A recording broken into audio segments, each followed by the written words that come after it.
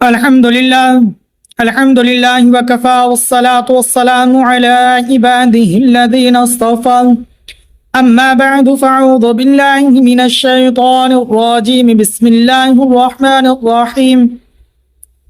عن أبي هريرة رضي الله تعالى عنه قال رسول الله صلى الله عليه وسلم من قرأ سورة حميم الدخان ليلة الجمعة غفر له صدق الله العظيم۔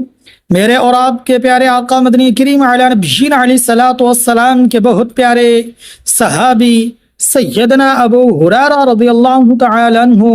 میرے اور آپ کے پیارے آقا مدنی کریم علیہ نبینا علیہ الصلوۃ والسلام کا بہت پیارا ارشاد نقل فرماتے ہیں کہ میرے اور آپ کے پیارے آقا مدنی کریم علیہ نبینا علیہ الصلوۃ والسلام نے ارشاد فرمایا کہ وہ شخص جس نے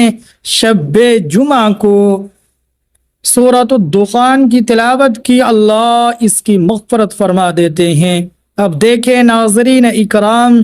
کتنا پیارا وظیفہ، کتنا طاقتور وظیفہ، کتنا ہی مبارک وظیفہ اللہ تبارک و تعالیٰ کے پیارے حبیب علیہ نبینا علیہ الصلوۃ والسلام نے بتایا۔ اب دیکھیں یہ وظیفہ کرنا کیسے۔ اب جمعے کی جو رات ہوگی، جمعرات کی رات جو بنتی ہے، اگلے دن جو جمعہ ہونا ہوتا ہے، تو فرمایا اس رات کو نماز مغرب، نماز عشاء، تہجد میں فجر کی نماز ادا کرنے کے بعد طلوع آفتاب سے پہلے اس وظیفہ کو کرنا، ایک دفعہ لازمی سورۃ الدخان کی تلاوت کر دینا، تو اس سے کیا ہوگا؟ اللہ آپ کی زندگی کے تمام صغیرہ گناہ معاف فرما دیں گے۔ اللہ آپ کی،